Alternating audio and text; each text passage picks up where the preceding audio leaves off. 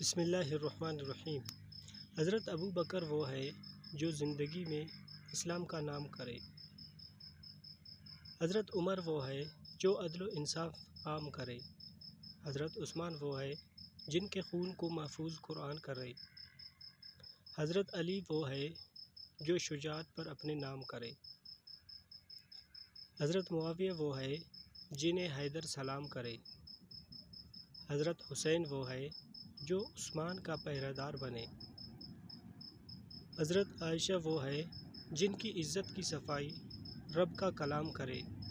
حضرت ابو ہریرہ وہ ہے جو حدیث رسول اللہ صلی اللہ علیہ وسلم کا کام کرے۔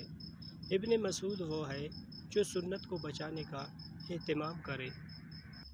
حضرت خالد بن ولید وہ ہے جو راہ خدا میں کفر کا قتل عام کرے۔